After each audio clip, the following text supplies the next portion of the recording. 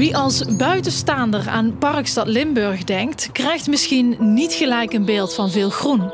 Eerder van een verstedelijkt gebied. Maar wie iets beter kijkt, ziet dat Parkstad zijn naam toch eer aan doet. Zo ligt op een steenworp afstand van het centrum van Kerkrade de groene long van de regio. Waar mooie natuur is, daar zijn vaak veel mensen. Zoals hier in de Anstelvallei. En waar natuur is, daar wordt ook ingegrepen door de mens. Soms wat meer, soms wat minder. En dat is hier ook duidelijk te zien. Beneden is de afgelopen jaren er heel veel gebeurd. En wat hogerop heeft de mens de natuur zijn gang laten gaan.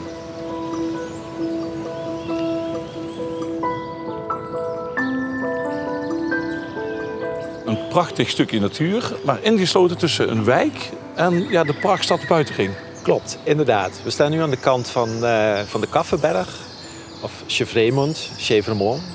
En allebei duidt dat erop op steile hellingen. En dat zien we hier ook wel. Vandaar het hellingbos wat we gaan bekijken. En een heel speciaal hellingbos, heb ik begrepen. Absoluut.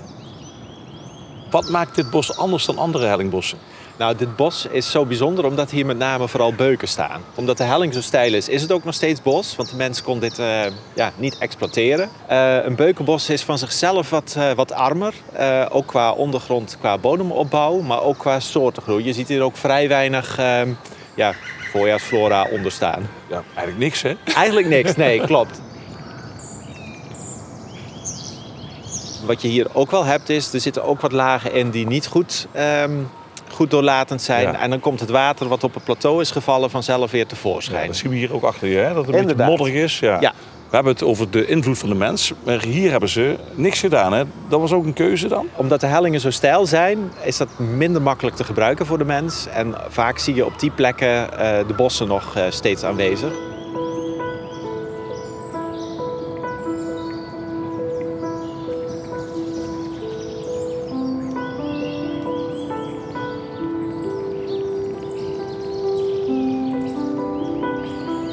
Voor 1970 zag het er hier heel anders uit.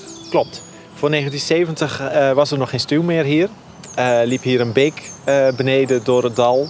En had je daar natte graslanden. En aan de overkant lagen een aantal boerderijen. En hier zie je nog wat relicten in de vorm van een knothaagbeuken. En als je hier zo langs die rij kijkt, zie je er nog meer staan. Ja, en die gaat helemaal ook die kant uit? Die gaat ook een stuk die kant uit. Dan zie je hem ook nog in het bos. En dit was een oude toegangsweg naar die boerderijen die aan de andere kant lagen. Ja. Helaas loopt de weg nu dood in het stuwmeer. Ja, waarom is dat stuwmeer er toen moeten komen? Het stuwmeer is er gekomen in relatie tot de rioolwaterzuivering die is hier aangelegd. En ter bescherming van Eigelshoven. Ja. Want er komt hier best wel wat water naar beneden. Ja, allemaal de bronwater wat we zagen. Allemaal het bronwater van deze kant en ook van de andere kant. En dat verzamelt zich hier in een relatief klein beekdal. Is dat allemaal bronwater? Dit is het merendeel is bronwater. Ja. En wat hoor ik voor gestampt? Dat is geen specht, hè? Nee, dat is geen specht. Dat is op de volgende locatie. Daar zijn ze bezig om een raster te plaatsen. En daar hebben we het bronwater ook wat beter zichtbaar gemaakt. Het plaatsen van een raster is duidelijk een ingreep van de mens. En dat gebeurt met een reden. Dat zien we zo meteen.